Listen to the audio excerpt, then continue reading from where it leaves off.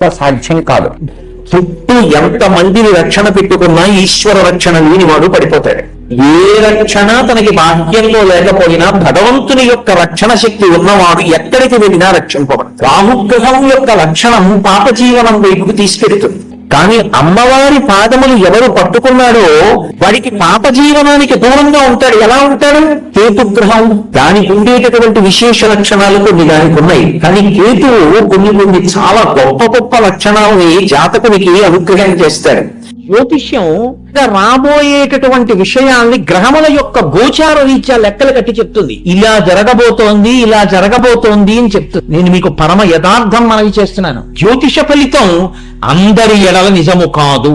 విశేషమైనటువంటి భగవదుపాసన ఉన్నవాడి ముందు జ్యోతిషమేమీ చెయ్యలేదు. గ్రహములు కొన్ని ఫలితాలను ఇవ్వడానికి సిద్ధంగా ఉండవచ్చు, కానీ అధిగమించడానికి కూడా ఒక అవకాశం ఉంటుంది. మన కోసమని శంకరాచార్యుల వారు ప్రార్థన చేశారు. దీన్ని కేవలం విన్నంత మాత్రం చేత ఇందులో చెప్పబడేటటువంటి నామములు, ఇందులో చెప్పబడేటటువంటి శ్లోకములు, వీటిని కేవలం వింటే చాలు, అంత శక్తివంతములు. శాస్త్రం అంటుంది ఈ స్తోత్రం చదివిన, ఈ స్తోత్రం విన్నా అటువంటి వాళ్ళందరూ ఈ జన్మలో మళ్ళీ శంకరుణ్ణి చేరుతారు అని చెప్పి. ఆ 108 నామాలు పరమశక్తివంతం. దీని వెనకాతల ఉండే రహస్యం ఏంటో మీకు నేను చెప్తాను కొద్దిసేపట్లో. మీరు కంగారు పడకండి. మీరు భక్తి శ్రద్ధలతో 108 నామాలు వినండి చాలు, నమస్కరిస్తారు. అలా చెప్తే ఏమైందో నేను తర్వాత చెప్తాను. అందుకే కొన్ని కోట్ల కోట్ల కోట్ల జన్మల తర్వాత తప్ప ఇవి వినరు అది శాస్త్రం.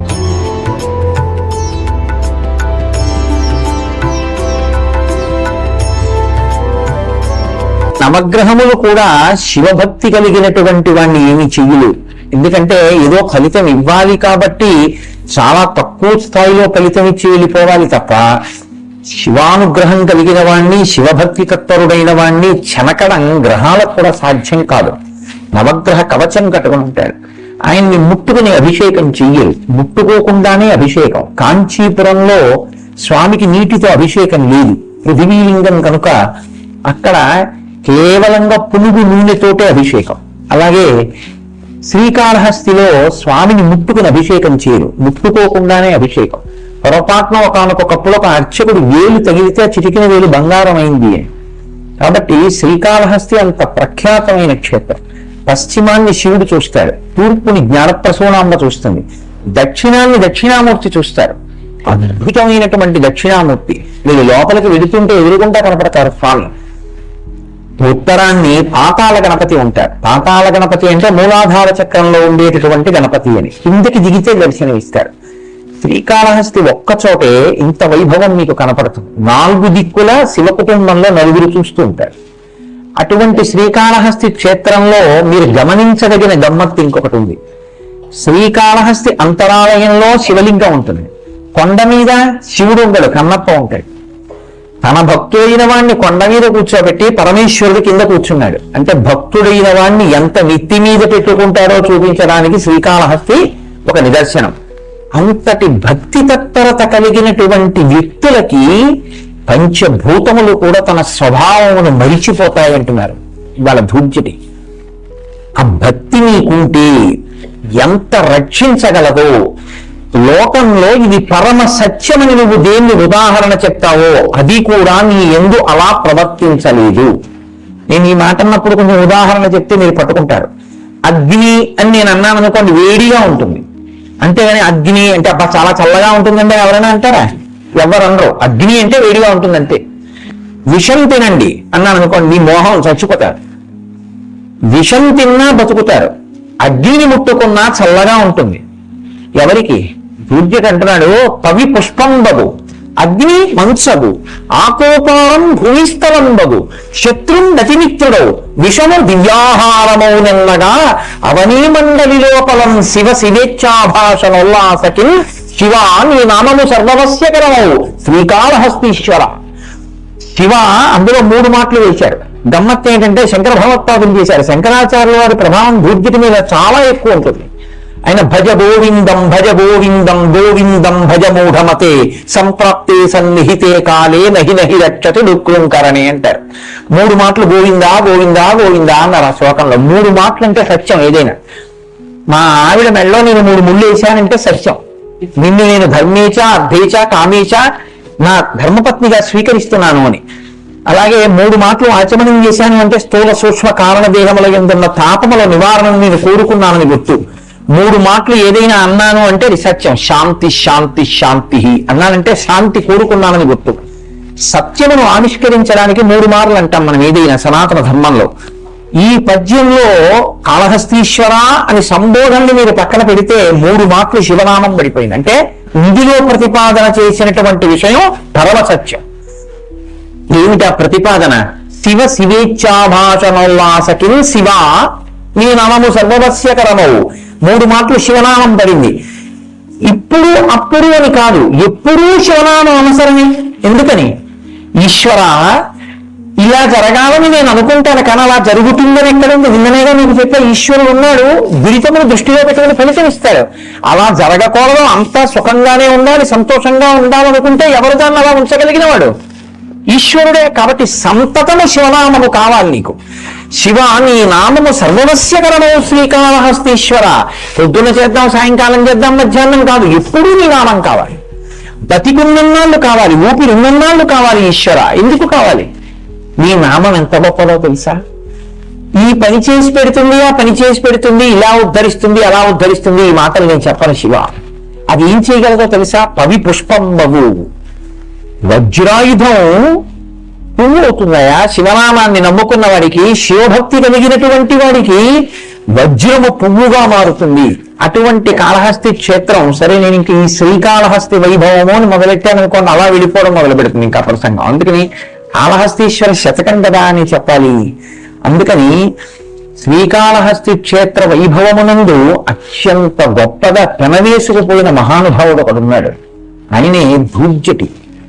సాహితీ సమరాంగణ సార్వభౌముడు, లలిత కళాప్రియుడు, కవి పండిత పోషకుడు, విద్వత్కవి అని పేర్గాంచినటువంటి శ్రీకృష్ణదేవరాయల వారి ఆస్థానంలో ఉన్న అష్టదిగ్గజాలలో ఒకడు. అటువంటి ధూర్జటి కాళహస్తీశ్వర శతకం చేశారు. శతకములు లోకంలో చాలా ఉన్నాయి. శంకర భగవత్పాదుల చేసినటువంటివి కూడా 100 శ్లోకాలతో కూడిన ఉన్నాయి. సౌందర్య లహరి, శివానంద లహరి. కానీ ఆయన వాటిని శతకములు అనలేదు, లహరులు అన్నారు. సరే, అవి ఎందుకు లహరులు వేరు విషయం అనుకోండి, అవి ప్రవాహములు. ఇవి శతకములు. శతకము అంటే 2 ఒడ్లున్నది అని మీరు గుర్తుపెట్టుకోవాలి. ఇప్పుడు ఒక నది ఉందనుకోండి, 2 ఒడ్లు ఉంటాయి. ఇటొక ఒడ్డు ఉంటుంది, అటొక ఒడ్డు ఉంటుంది. మీకు ఈత వస్తే ఇటువైపు నుంచి నదిలో దిగి ఈత కొట్టుకుని మీరు అటువైపు ఎక్కియచ్చు.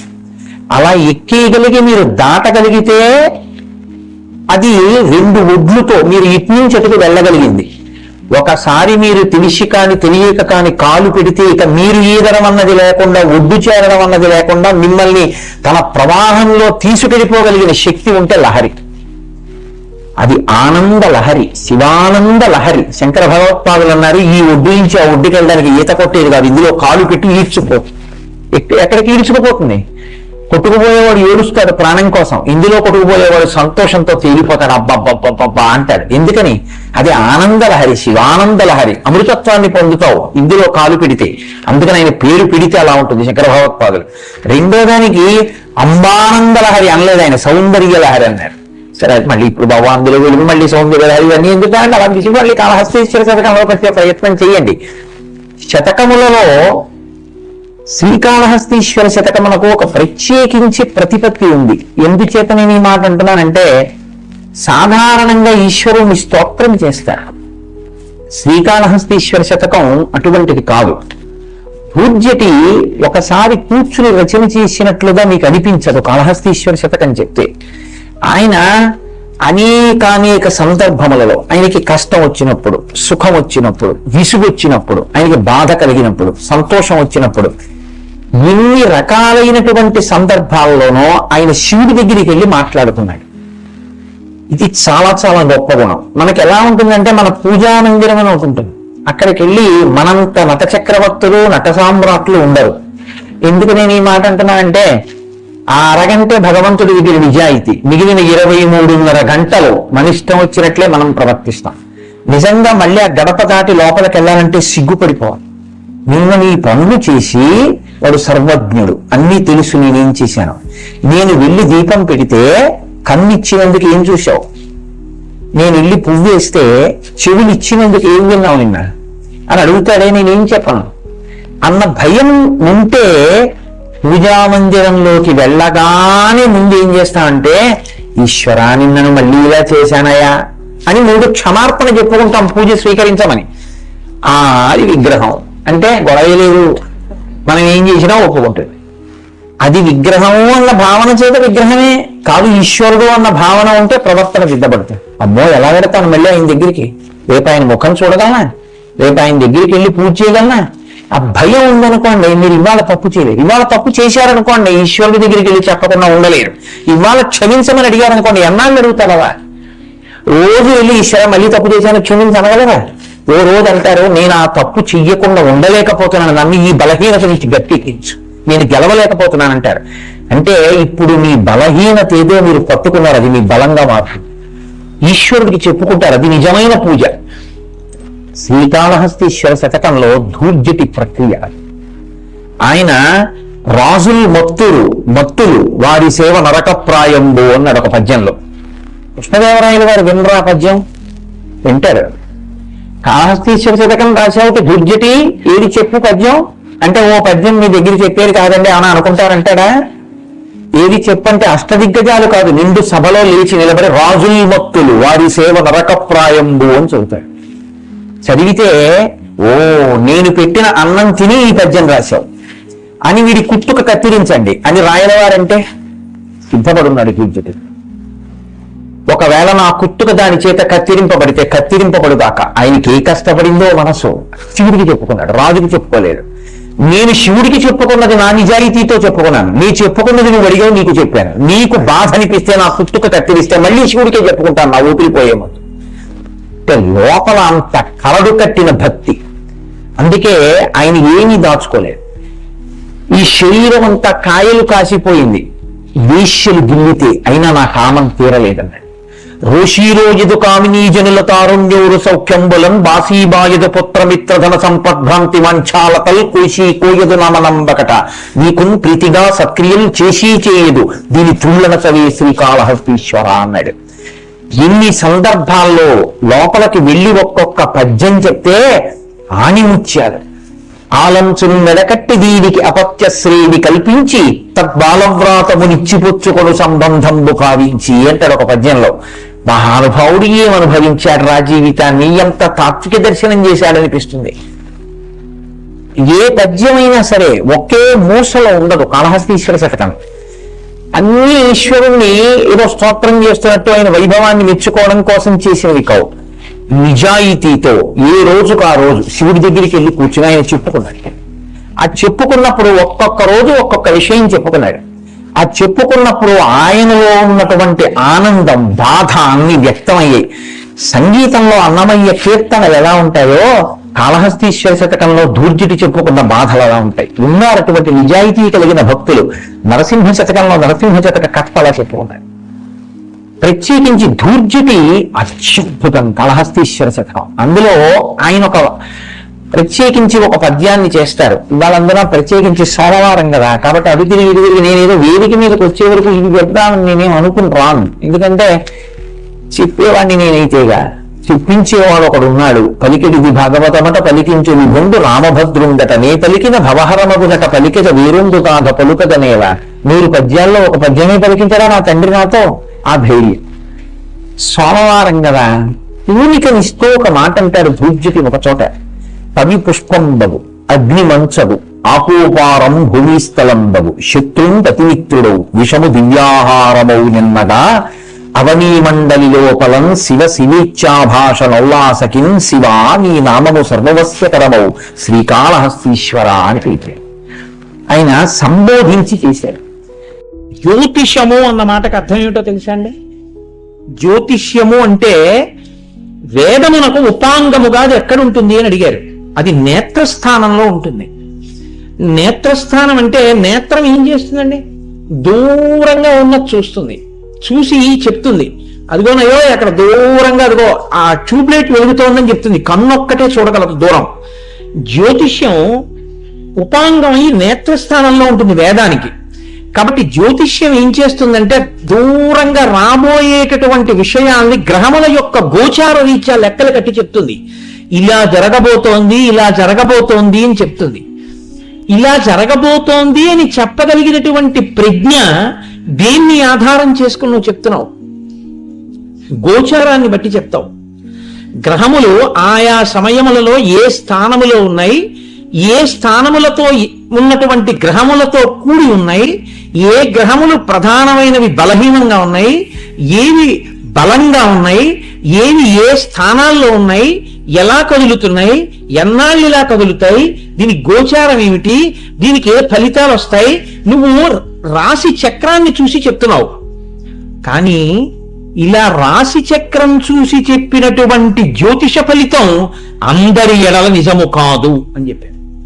ఎందుకో తెలుసా అండి? విశేషమైనటువంటి భగవదుపాసన ఉన్నవాడి ముందు జ్యోతిషమేమీ చెయ్యలేదు. నేను మీకు పరమ యథార్థం మనవి చేస్తున్నాను. నేను ఇంత మాత్రం చేత జ్యోతిషాన్ని చిన్నతనం చేశానని మీరు అనుకోకండి. 10 కోట్ల మందిలో ఒక్కడుంటాడు ఆ స్థాయి ఉపాసకుడు, అతనికి మాత్రమే ఈ మినహాయింపు, అందరికీ ఉంటుందని మీరు అనుకోకండి.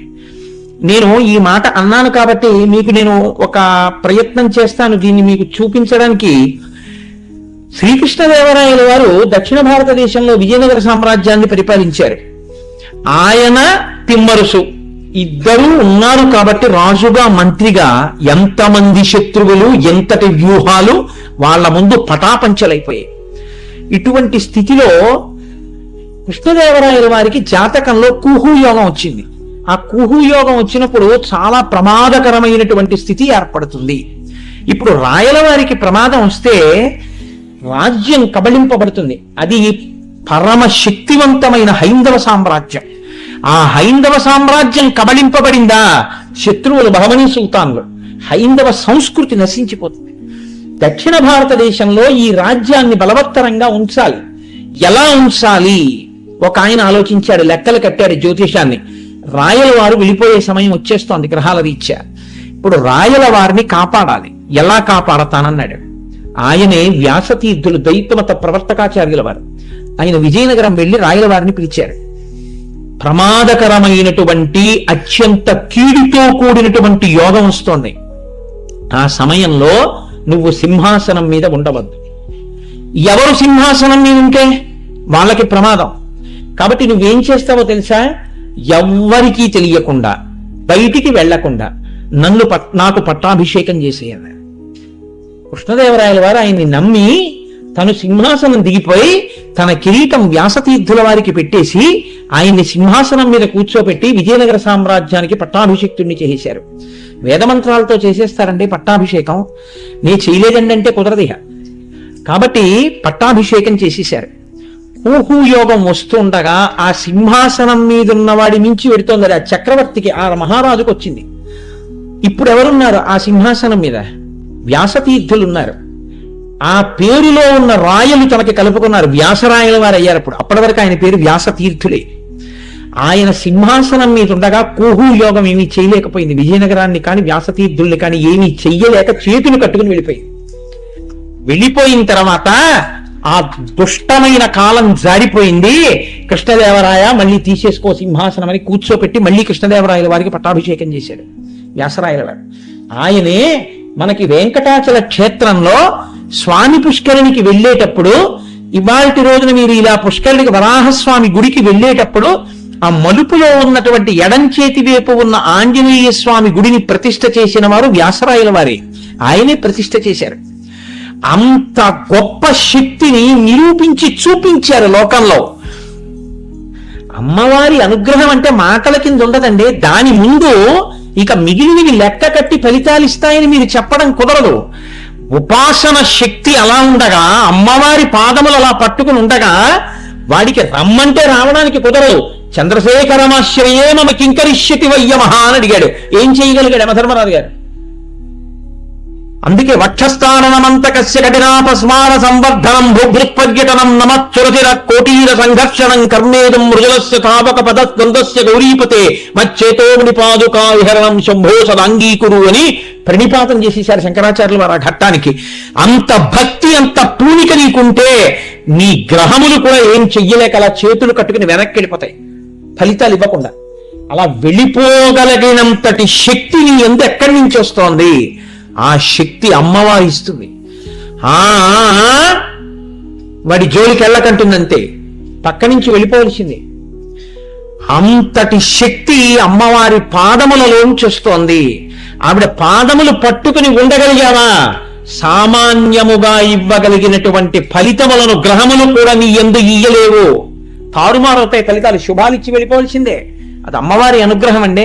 ఈశ్వరుడు రక్షించనిది రక్షణ కాదు, ఆయన అనుగ్రహం ఉందా. మృత్యుదేవత నోటి 2 కోరల చెక్కి బ్రతికున్నొక వేళ బ్రతుకవచ్చు, కాక సైనింపవచ్చునే కదలమంటూ అంటే ఆ శ్రీకృష్ణార్జున యుద్ధంలో ఆ అర్జునుడు సరే కల్పితగా అదే విషయం అనుకోండి, కానీ మృత్యుదేవత యొక్క 2 కోరల మధ్యము చిక్కి జారి కింద పడి బ్రతికేయచ్చు. రక్షణము లేక సాధుడు రక్షితుడుకు సమత చేసి రాజుడు యందు రక్షణలు వేయి కలిగిన శిక్షితుడు ఒకడు పాప చిత్తు ఉండదు తెల్లంటారు పోతన గారు. చుట్టూ ఎంత మందిని రక్షణ పెట్టుకున్నా ఈశ్వర రక్షణ లేనివాడు పడిపోతాడు. ఏ రక్షణ తనకి బాహ్యంలో లేకపోయినా భగవంతుని యొక్క రక్షణ శక్తి ఉన్నవాడు ఎక్కడికి వెళ్ళినా రక్షింపబడతాడు. ఆపదని దాటించగలిగిన వాడెవరు అంటే పరమేశ్వరుడు ఒక్కడే. ఆ పూనిక కలిగి ఉన్నాడనుకోండి లోపల, అప్పుడు పాప జీవనం వైపుకు వెళ్ళడు.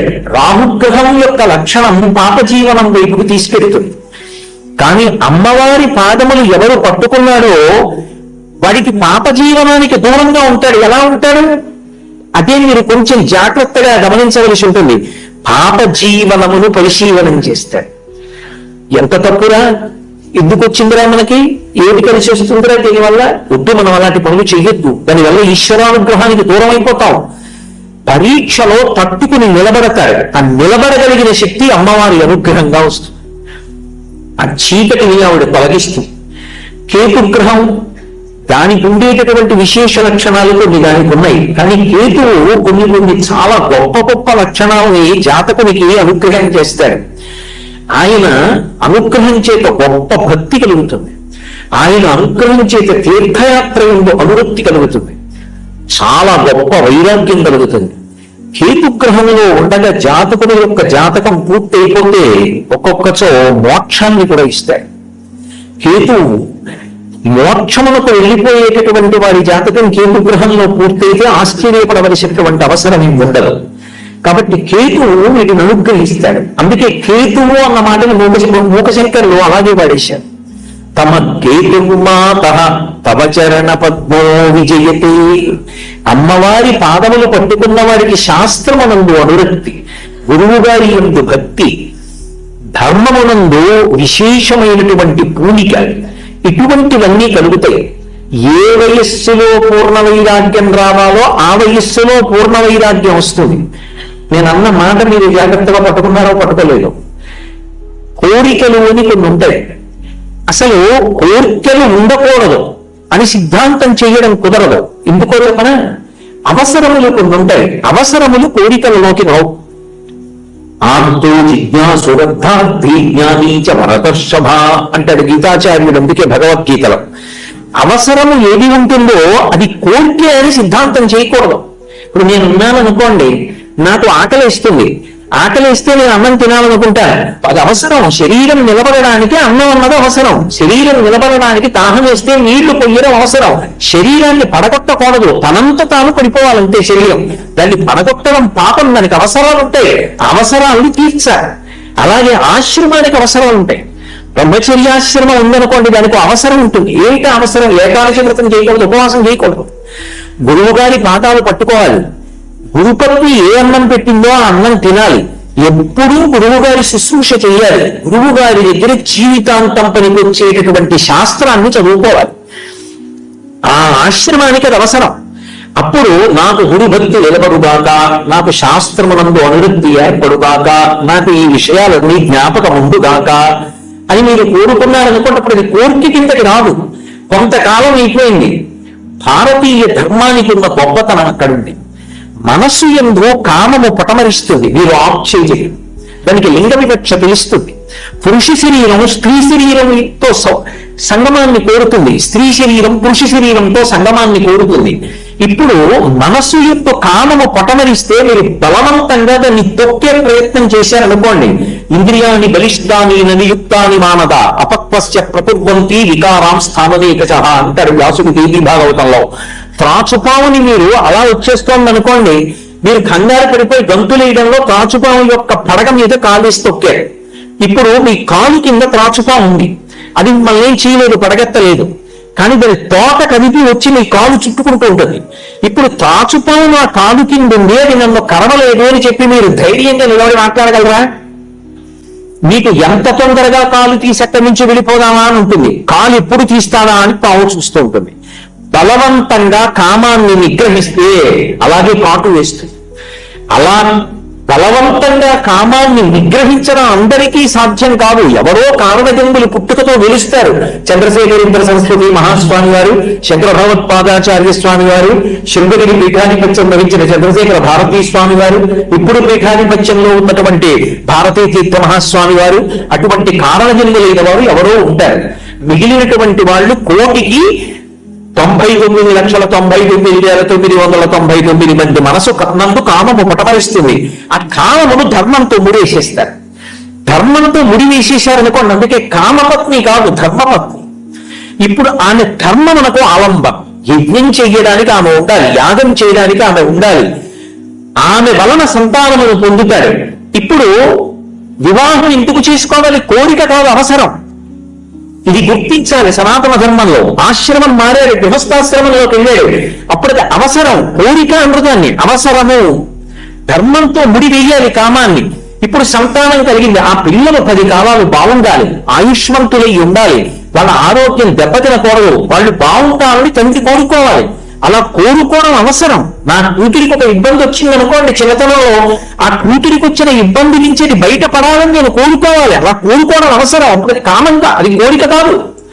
అవసరాన్ని కోరికల కింద లెక్క పెట్టడానికి వీలు లేదు. అవసరం కాకపోయినా కూడా కోరుకున్నారు అనుకోండి, అప్పుడు దాన్ని కోరిక అంటారు. అప్పుడు అది ఇవ్వాలా ఇవ్వద్దా? ఈశ్వరుడు యొక్క అనుగ్రహం. కొంతకాలం అయిపోయిన తర్వాత జీవితంలో ఏ స్థాయికి వెళ్ళిపోతాడంటే ఇక అసలు కోరిక అన్న మాట ఉండదు, అవసరం అన్న మాట ఇక పట్టుకోడు. చిప్పులు ఇప్పేశాడంటారు. కొడుక్కి పెళ్లి చేశాడు, కోడలు వచ్చేసి, కొడుక్కి పిల్లలు పుట్టారు. ఇప్పుడు ఎవరు కూర్చుంటారు పీటల మీద నామకరణానికి? కొడుకు కూర్చుంటాడు, కోడలు ఇల్లు కట్టుకున్నాడు, కొడుకు కోడలు గృహప్రవేశం చేస్తారు. నేనేం చేయాలి? అక్షతలు వేయాలి. ఇప్పుడు నేనేం చేయాలి? నా మనస్సు భగవంతుడి యందు ఉంచుకోవాలి, ఆయన రక్షణతో వీడు బాగుంటాడు. ఇప్పుడు తన పిల్లల గురించి ప్రథమంగా ప్రార్థన చేసేవాడు ఎవరు? ఆయన. నేను సుఖములకన్నిటికీ కారణమైన వైరాగ్య సుఖానికి అలవాటు పడ్డాను. ఇప్పుడు ఇవన్నీ ఇవ్వగలిగినటువంటి తల్లి ఎవరంటే ఇది పండనం అంటారు. నిన్న మీతో చెప్పానే, పిందెగా ఉన్నప్పుడు చెట్టును పట్టుకోవాలి, పండైపోయిన తర్వాత చెట్టు నుంచి కింద పడిపోవాలి. పిందెగా ఉండి రాలిపోవాలని కోరకూడదు, పండుగ ఉండి పట్టుకోవాలని కోరకూడదు. ఎప్పుడు ఏది రావాలో అది రావాలి. రాకూడని స్థితిలో వచ్చిందనుకోండి ఏదైనా, ఆయనతో పోదు మిగిలిన వాళ్ళకి ఇబ్బంది వస్తుంది. నేను గృహస్థాశ్రమంలో ఉండి వైరాగ్యం మాట్లాడడం మొదలెట్టాను అనుకోండి, మిగిలిన వాళ్ళు ఏమైపోతారు? ఏమిటో వెళ్ళడం పిల్లలు ఎలా పోతే అలా పోనీ అని అనుకునే వాళ్ళ బతుకు ఏమైపోవాలి? మీరు ఇంటి యజమానిగా వాళ్ళని రక్షించాలా వద్దా? ఎప్పుడు రావాలో వైరాగ్యం అప్పుడు రావాలి. ఎప్పుడు ఏది అవసరమో దాన్ని ఈశ్వరుడు తీరుస్తాడని నమ్మి ఉండాలి. అందుకే ధర్మార్థ కామ మోక్ష చతుర్విధ పురుషార్థ ఫల సిద్ధ్యర్థం అని సంకల్పం వచ్చింది. కాబట్టి శాస్త్రీయమైనటువంటి విషయాన్ని అర్థం చేసుకునేటప్పుడు కొంచెం జాగ్రత్తగా పరిశీలనం చేయవలసి ఉంటుంది. ఇది ఇవ్వగలిగిన తల్లి ఎవరు? ఆ అమ్మవారు. ఆ తల్లి కదలికలు అంటారు. మీరు ఎప్పుడైనా జ్ఞాపకం పెట్టుకోండి, అమ్మవారు అన్నామనుకోండి కదలిక, శివుడు అన్నామనుకోండి కదలిక లేని స్థితి.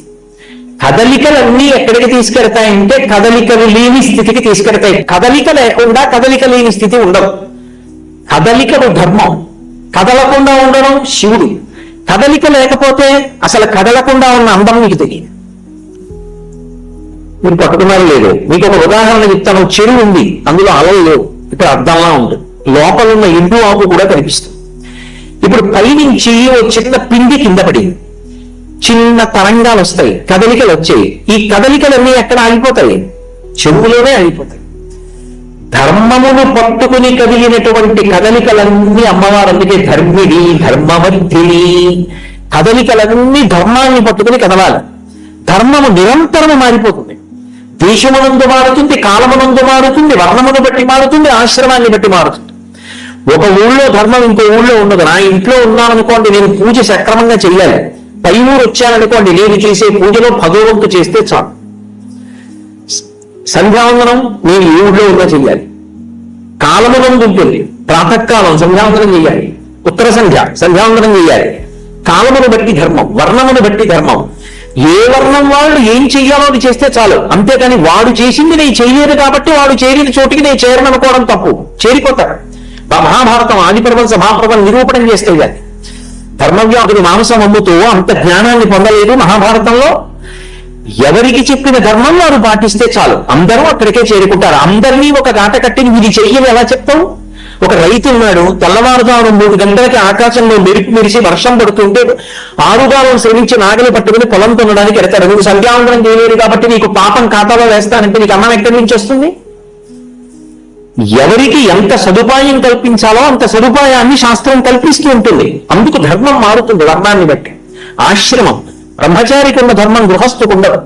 బ్రహ్మచారి ఉన్నాడు, బ్రహ్మచారి సొబగులు అద్దుకోకూడదు, తాంబూలం వేసుకోకూడదు, అద్దంలో చూసుకోకూడదు, స్త్రీ గురించి ఆలోచించకూడదు. గృహస్థు దానం పడతాడు, దాచుకుంటాడు, భార్యతో కలిసి ఉంటాడు, బిడ్డల్ని కంటాడు, వాళ్ళ బాగోగుల గురించి విచారణ చేస్తాడు. గృహస్థుకున్న ధర్మం వానప్రస్థుకుండదు. వానప్రస్థు అందరినీ విడిచిపెట్టి ఏడివిలోనో ఏకాంతంగా కూర్చొని తపస్సు చేస్తాడు. వీళ్ళ ఎవరికీ ఉన్న ధర్మం 4వ వర్ణం వాళ్ళకి అసలు అగ్నితో సంపర్కం లేదు. అందుకే వాళ్ళ శరీరం పడిపోతే అగ్నిహోత్రంతో కాల్చరు శరీరాన్ని, భూమిలో పెట్టేస్తారు. పైన తులసి కోట పెడితే బృందావనం, శివలింగం పెడితే అధిష్టానం, అంతే. కాబట్టి ఒక ఆశ్రమానికి ఉన్న ధర్మం ఇంకో ఆశ్రమానికి లేదు. నిరంతరం కదలికలు ధర్మం, ఈ కదలికలే శక్తి. అందుకే అమ్మవారిని శక్తి శక్తి శక్తి అంటారు. ఆదిశక్తి, అమేయాత్మ, అమ్మవారి పేర్లు అవి కారణం.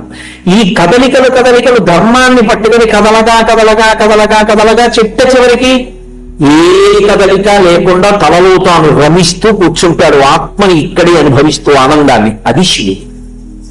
శివ శివ, భైరవ భైరవి, హంస హంసిని, రుద్ర రుద్రాణి, భర్గ భార్గవి. అందుకే వాళ్ళ పేర్లు కూడా ఎక్కడ విడివడవు, ఒకేలా ఉంటాయి. కాబట్టి ఇప్పుడు ఆ తల్లి అనుగ్రహంతో ధార్మికమైన కదలికలు, పరమశివుడి అనుగ్రహంతో తనలో తాను రమించడం. ఇందులో ఏ గ్రహం యొక్క స్థితి అయినా బాగులేదనుకోండి, జాతకంలో బెంగ పెట్టుకోవలసిన అవసరం ఉండవు.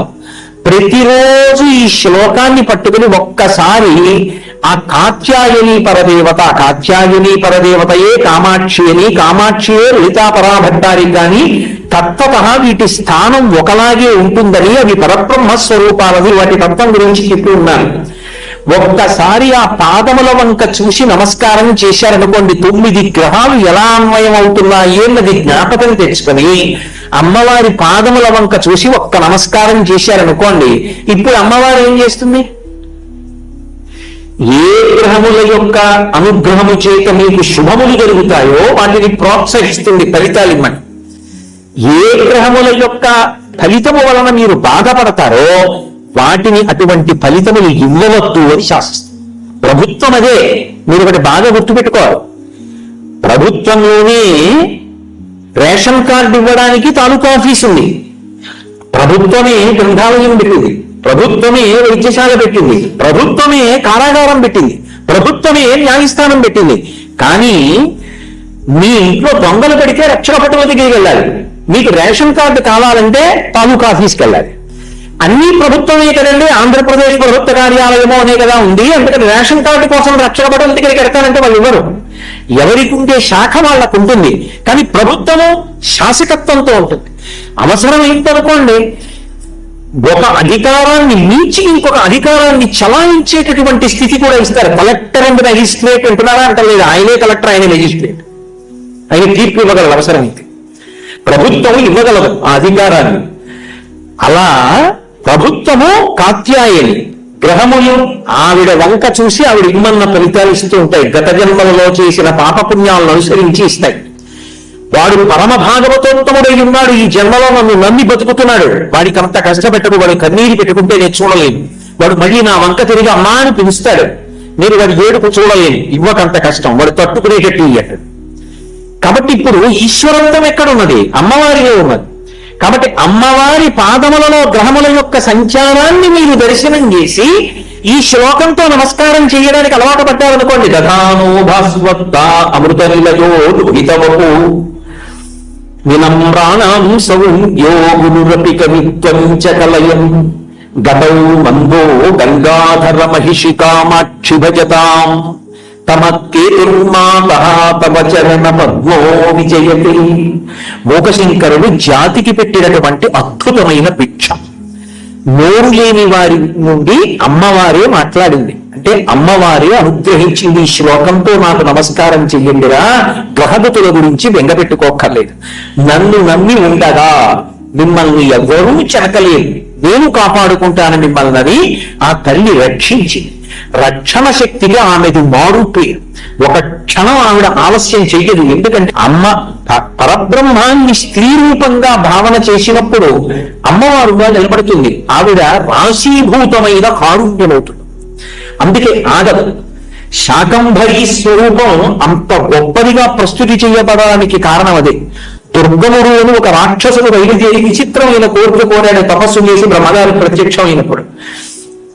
బ్రాహ్మణుల దగ్గర ఉన్నటువంటి వేదమంత్రములన్నీ కూడా నాకు తెలియాలి, వేదములన్నీ నాకు వశమైపోవాలి, బ్రాహ్మణులన్నీ మర్చిపోవాలన్నాడు.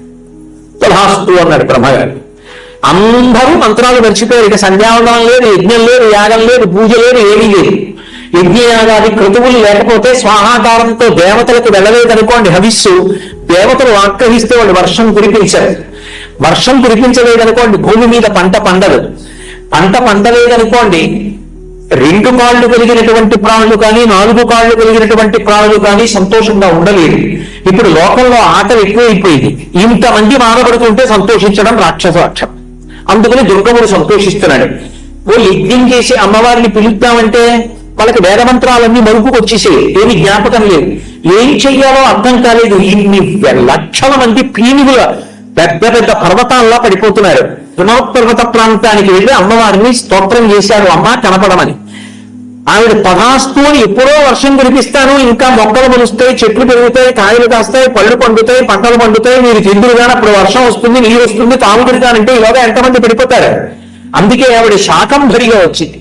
శాకంభరి అంటే ఒంటి నిండా కన్నులు, ఆ కన్నుల నుండి మేఘములను సృష్టించి వర్షం కురిపించేసింది అప్పటికప్పుడు. ఒంటి నిండా ఆకులు, కాయగూరలు, పళ్ళు అన్ని పట్టుకొచ్చి 2 కోట్ల మందికి అందించింది.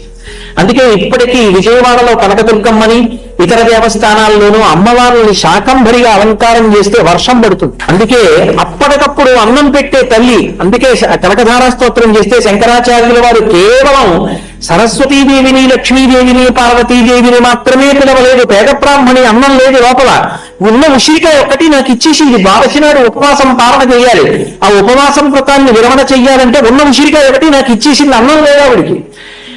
శంకరాచార్యుల వారి గుండె కరిగిపోయింది. అందుకని గీర్దేవతేతి గరుడధ్వజ సుందరీతి శాకంభరీతి శశిశేఖరవల్లభేతి సృష్టి స్థితి ప్రళయకైలిశనోక్తితాయై తస్మై నమస్త్రిభువనైక గురోస్తరుణ్యై అని పిలిచాడు. శాకంభరీతి అమ్మ ఆ రూపాన్ని కూడా పిలిచారమ్మ. వెంటనే అన్నం పెట్టమ్మా. ఆ తల్లి అన్నం పెట్టడంలో ప్రసిద్ధి వహించింది. అన్నం ఒక్కటే కాదు ఆవిడ పెట్టి, అన్నం పెట్టి శరీరం ఒక్కటే పెరిగితే ఎందుకు పనికొస్తుంది? గతజన్మలో చేసుకున్న పాపాలను ఫలితాలను అనుభవించడానికి, సుఖాన్ని పుణ్యానికి ఫలితంగా అనుభవించడానికి, మళ్ళీ పాపాలు చేయడానికి పనికొస్తుంది, లేదా కొంత పుణ్యం చేయడానికి. కానీ అమ్మవారి అనుగ్రహం కలిగిందనుకోండి జ్ఞాన వైరాగ్యములు కూడా కలుగుతాయి. అందుకే జ్ఞాన వైరాగ్య సిద్ధ్యర్థం భిక్షాం దేహి చ పార్వతి అన్నారు శంకర భగవత్పాదులు. అమ్మ జ్ఞాన వైరాగ్యములను కూడా నాకు కటాక్షించమ్మా, భిక్షాం దేహి అని అడుగుతున్నానమ్మా, అన్నపూర్ణమ్మ అని అడిగారు. కాబట్టి అంతటి కారుణ్యమూర్తి అయినటువంటి ఆ అమ్మని అమ్మా అని పిలిస్తే చాలు అనుగ్రహిస్తుంది. ఈ శ్లోకం ధారణలో ఉండగా మనం బెంగ పెట్టుకోవలసిన అవసరం లేదు. ఆ అమ్మ అనుగ్రహం కలిగిందా ఇక ఆవిడ అధర్మం వైపుకు వెళ్ళనివ్వదు. పాపచింతనకి దూరం చేసి అమ్మవారు బ్రతకమన్న రీతిలో బ్రతికేటట్టుగా మనకి కావలసినటువంటి ధృతిని కల్పించి వీడు నేను చెప్పినట్టుగా బ్రతికేటటువంటి స్థితి కలిగి ఉన్నవాడు అన్న కారణాన్ని అడ్డుపెట్టి మనకి రక్షణ కవచాన్ని సృష్టించి కాపాడుకుంటుంది ఆ తల్లి. కాబట్టి అటువంటి తల్లి అనుగ్రహానికి ఈ శ్లోకం ఎంతో ప్రధానమైనటువంటి శ్లోకం. ఆ తల్లి బుద్ధి ప్రచోదనాన్ని కల్పిస్తుంది. అందుకే మీరు చూడండి, ఎప్పుడైనా సరే లఘుగాయత్రి అని ఉంటుంది. మనం ఏదైనా కార్యాన్ని పూర్తి చేశామనుకోండి, అది యజ్ఞం చెయ్యండి, యాగం చెయ్యండి, పూజ చెయ్యండి, గాయత్రి చెయ్యండి, ఏది చేసినా మనం చివర లఘుగాయత్రిలో ఒక మాట అడుగుతాం. ఆ చేసిన కార్యానికంతటికి ఫలితమేమి అంటే ప్రచోదయాత్. ప్రచోదయాత్ అంటే ప్రేరేపింపబడుగాక. సంకల్ప వికల్ప సంఘాతము మనస్సు. మనస్సు అనేకమైన ప్రతిపాదనలు తీసుకొచ్చి చేస్తూ ఉంటుంది. ఇందులో మీరు బాగా గమనించవలసినటువంటి విషయం, పట్టుకోవలసిన విషయం ఒకటి ఉంటుంది. మనసుకున్న లక్షణం ఏమిటంటే ఇంద్రియములను సుఖము కొరకు వాడుకోకుండా, శరీరాన్ని సుఖం కోసం వాడుకోకుండా ప్రతిపాదన మనస్సు తనంత తానుగా ప్రారంభంలో ఎప్పుడూ తీసుకుంది. అక్కడ లడ్డు ఉన్న తినకులే అని అనదు. శరీరంతో సుఖపడకుండా ఉండు అన్నది చెప్పదు, సుఖపడు అంటుంది. ఈ కంటితో అలా చూడకూడదు తప్పు అన్నా సరే చూడు అంటే, ఈ చెవితో వినకూడదటువంటివి విను, ఈ నోటితో అలా మాట్లాడకూడదు మాట్లాడు, చేతులతో అటువంటి పనులు చేయకూడదు చెయ్యి, కాళ్ళతో అటువంటి చోట్లకు వెళ్ళకూడదు వెళ్ళు. ఎందుకు? దేనికి అంటే వీటిని అడ్డు పెట్టి